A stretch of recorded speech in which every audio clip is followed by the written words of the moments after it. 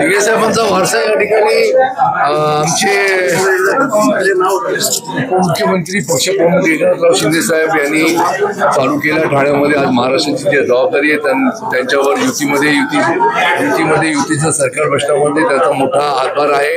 महाराष्ट्रातली जनता गोरगरीब जनतेला न्याय मिळाला पाहिजे, त्यांच्या समस्याचं निवारण झालं पाहिजे, त्यांचं समाधान झालं पाहिजे, याच्यासाठी त्यांनी आनंद आश्रममधून त्या ठिकाणी अशोक वैती साहेब असू दे, त्या ठिकाणी सप्ते साहेब असू दे, गाडवे साहेब असू दे, अवसरमल असू दे, शिंगारे असू दे, आमचे पडवळ साहेब सिनियर नगरसेवक आहेत, रेखाताई आहेत, प्लस आमचे रमाकांत आहेत, ही सर्व मंडळी या ठिकाणी आपल्या सोयीनुसार जनतेच्या प्रश्नाला सोडवण्यासाठी आपला अमूल्य वेळ या ठिकाणी देतात आणि त्याची सुरुवात ठाण्यातून झालेली आहे। संपूर्ण महाराष्ट्रातल्या जिल्ह्यामध्ये प्रत्येक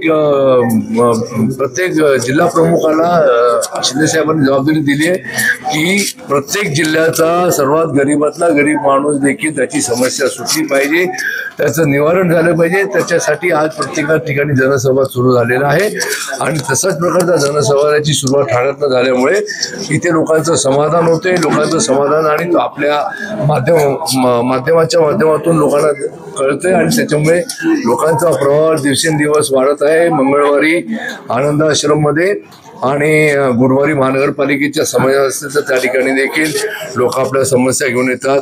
प्रत्येक दरबारामध्ये काम झाल्यानंतर दुसऱ्या वेळेला त्या जनसंवादाच्या माध्यमातून लोक धन्यवाद करण्यासाठी या ठिकाणी गुच्छे आम्हाला मिठाई वगैरे घेऊन धन्यवाद देण्यासाठी येतात। आम्हाला त्याच्यातच समाधान आहे आणि प्रत्येक जनतेचं काम करण्यासाठी शिवसेना सक्षम आहे आणि एकनाथराव शिंदे साहेब आज बघतात आहेत की त्यांच्या नेतृत्वाखाली महाराष्ट्रातले सर्व पक्षातले लोक देखील आमच्या पक्षामध्ये धनुष्यबाण हातात घेण्यासाठी तत्परतेने तयार असतात। प्रत्येक दिवशी प्रवेश हा ठरलेला आहे, प्रवेश होतोय आणि मोठ्या संख्येने शिवसेना पक्ष वाढतोय, फोफावतोय। त्याच्यामुळे जनतेची देखील कामे करण्यासाठी आम्ही बांधलेलो आहोत।